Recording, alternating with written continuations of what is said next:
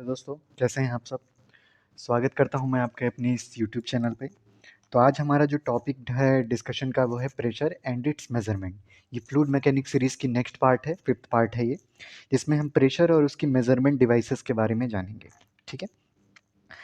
Pressure basically होता क्या है? आप अगर प्रेशर के बारे में सोचें तो pressure basically force upon area, सबसे पहले जो दिमाग में आता है वो फोर्स अपॉन एरिया।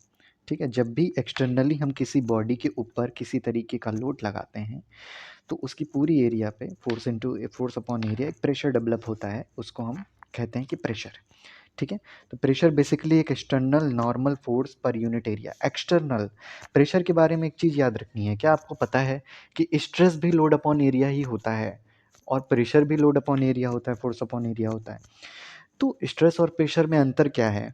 प्रेशर एक एक्सटर्नली लगता है और स्ट्रेस जो है वो इंटरनली डेवलप होता है।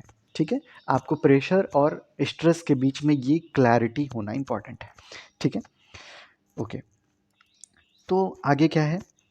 तो प्रेशर होता है फोर्स अपॉन एरिया। ठीक है। फोर्स अपॉन एरिया ये एक स्केलर यूनिट क्वांटिटी है।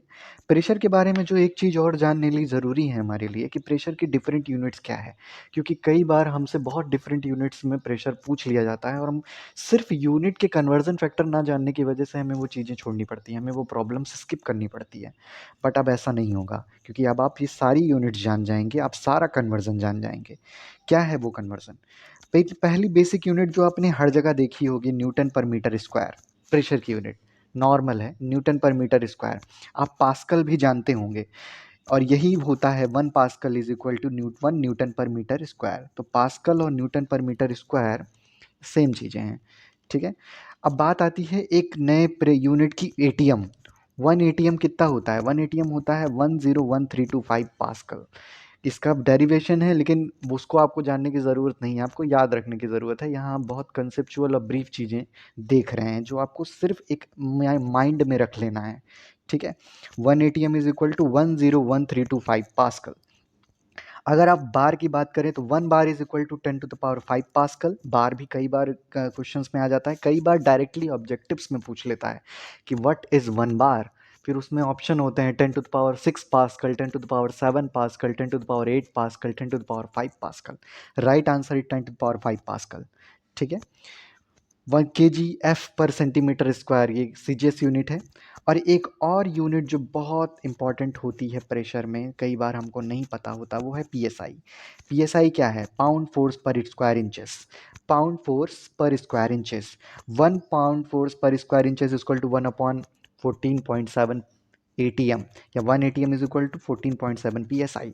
इसको आपको याद रखना है। तो 3 चीज़ें जो आपको माइंड में मेकअप रखनी है, मेकअप करके रखनी है, वो है 1 ATM is equal to 101325 pascal. मेरे साथ दोहराइए। 1 bar is equal to 10⁵ pascal. फिर 1 ATM is equal to 14.7 PSI. ये 3 चीज़ें आपको दिमाग में रखनी ही रखनी हैं। ये आपको प्रॉब्लम्स आपके लिए ईजी कर देगा। ठीक है। नेक्स्ट जो चीज़ मैं आपसे डिस्कस करना चाहता हूँ वो है डिफरेंट टाइप ऑफ प्रेशर। कितने टाइप्स के प्रेशर होते हैं? ठीक है। अब आपके दिमाग में आएगा प्रेशर तो प्रेशर होता है, कितने टाइप का प्रेशर होता है? तो मैं आपको बताना चाहूँगा 3 टाइप के प्रेशर होते हैं। Absolute pressure, gauge pressure, vacuum pressure, atmospheric pressure. इन चारों चीज़ों को मैंने एक डायग्राम के माध्यम से आपको समझाने की कोशिश की है। देखिए, सबसे पहले तो आप जान लीजिए ये ज़ीरो लेवल है। ठीक है। आप इंक को ध्यान में रखिए, ये ज़ीरो लेवल है। ठीक है। और इस ज़ीरो लेवल से अगर आप किसी भी पॉइंट पे, किसी भी, मान लीजिए कोई पॉइंट है, किसी भी पॉइंट से आप प्रेशर को मेज़र करना चाहेंगे तो वो होगा एब्सोल्यूट प्रेशर। ठीक है। एक लेवल होता है एटमॉस्फेरिक लेवल, जिस पे प्रेशर की वैल्यू होती है एटमॉस्फेरिक प्रेशर। एटमॉस्फेरिक लेवल पे, एटमॉस्फियर में प्रेशर की वैल्यू होती है एटमॉस्फेरिक प्रेशर। ठीक है। उसको हम कहते हैं एटमॉस्फेरिक प्रेशर। जब भी हम किसी पॉइंट का प्रेशर एटमॉस्फेरिक लेवल के ऊपर मेज़र करते हैं उसको गॉज प्रेशर कहते हैं। जब भी किसी पॉइंट का प्रेशर हम एटमॉस्फेरिक प्रेशर के नीचे मेज़र करते हैं उसको वैक्यूम प्रेशर कहते हैं। क्या ये याद रहेगा आपको? ध्यान से सुनिए। 4 चीज़ें मैंने आपको बताई। पहला तो बताया कि एब्सोल्यूट पॉइंट से अगर प्रेशर को मेज़र कर रहे हैं तो वो हो गया एब्सोल्यूट प्रेशर। ठीक है। और जब भी एटमॉस्फेरिक प्रेशर लेवल पे एटमॉस्फेरिक प्रेशर है, एटमॉस्फेरिक प्रेशर लेवल के ऊपर है gauge pressure, atmospheric pressure level के नीचे है वैक्यूम प्रेशर। क्या याद रहेगा आपको? गुड। देखिए, तो ये चार चीज़ें डिफरेंट टाइप्स के प्रेशर थे। ये डायग्राम आपके लिए बहुत इंपॉर्टेंट है, बहुत इंपॉर्टेंट है। तो इस तरीके से आप चीज़ें समझ सकते हैं। कई बार क्वेश्चंस में पूछ लिया जाता है कि मान लीजिए एक लड़का है, ठीक है, तो उसकी अपर बॉडी जो है इस तरीके से है, उसके जो बीच से जो है एटमॉस्फेरिक प्रेशर लेवल है, तो अपर पोर्शन में उसके कौन सा प्रेशर लगेगा, लोअर पोर्शन में उसके कौन सा प्रेशर लगेगा, या उसके सर पे किस तरीके का प्रेशर लग रहा है, अगर उसके सर पे प्रेशर निकालेंगे तो कौन सा प्रेशर लग रहा है, उसके फीट पे प्रेशर निकालना है तो कौन सा प्रेशर लगेगा। तो ध्यान से सुनिए, जब भी आप ये अभी कॉन्सेप्ट को रिलेट करिए, जब भी प्रेशर आप एटमॉस्फेरिक लेवल से अबव निकालते हैं तो वो गॉज प्रेशर होता है। जब भी प्रेशर आप एटमॉस्फेरिक प्रेशर लेवल के डाउन प्रेशर निकालते हैं तो वो होता है वैक्यूम प्रेशर। अब मान लीजिए आपसे सिंपली ये पूछ लिया गया, आपसे मान लीजिए सिंपली ये पूछ लिया गया कि एक लड़का खड़ा हुआ है नॉर्मली, ठीक है, जीरो लेवल पे, और एटमॉस्फेरिक प्रेशर लेवल कुछ भी है, उसका एब्सोल्यूट प्रेशर, उसके सर पे एब्सोल्यूट प्रेशर कितना है, तो आप जीरो लेवल से उसके सर के डिस्टेंस का रो जी एच निकाल लेंगे, ठीक है। अब ये सिंपल मैंने आपको एक अच्छी टर्मिनोलॉजी बताई, बस यही याद रखिए, आप यकीन मानिए 80% न्यूमेरिकल्स आप सॉल्व कर ले जाएंगे, ठीक है। और कंसेप्चुअली भी आप सेमेस्टर्स के एग्ज़ाम लिखेंगे तो ये डायग्राम बना के आएंगे तो आपको बहुत अच्छे नंबर मिलेंगे, आपको कॉन्सेप्चुअली भी ये चीज़ें बहुत क्लियर हो जाएंगी तो आपके लिए अच्छा रहेगा, ठीक है। और फिर एक बात इसमें कही गई है, निगेटिव गॉज प्रेशर इस means that it is a vacuum pressure. अगर गॉज प्रेशर निगेटिव हो गया तो उसको वैक्यूम प्रेशर कहेंगे, सीधी सी बात है। अगर गॉज प्रेशर निगेटिव हो जाएगा तो वो एटमॉस्फेरिक प्रेशर लेवल के नीचे चला जाएगा, और एटमॉस्फेरिक प्रेशर लेवल के नीचे वाला प्रेशर कौन सा प्रेशर होता है? वैक्यूम प्रेशर होता है। तो चार चीज़ों की क्लैरिटी रखना इंपॉर्टेंट है, absolute pressure, atmospheric pressure, gauge pressure, vacuum pressure. क्या क्लियर हो गया आपको? चलिए आगे बढ़ते हैं, ठीक है। अब बात कर लेते हैं कि किसी भी पॉइंट पे किसी की स्टैटिक फ्लूइड में, स्टैटिक फ्लूइड का मतलब रुका हुआ फ्लूइड, बहता हुआ फ्लूइड नहीं, स्टैटिक फ्लूइड के अंदर प्रेशर की वैल्यू को, किसी भी पॉइंट के प्रेशर की वैल्यू को कैसे मेज़र करें। तो उसके लिए सिंपल सा फॉर्मूला है रो जी एच। उसके लिए सिंपल सा फॉर्मूला है rho g h. Rho g h use करेंगे। रो क्या है? Density of the fluid. G क्या है? Acceleration due to gravity. H क्या है?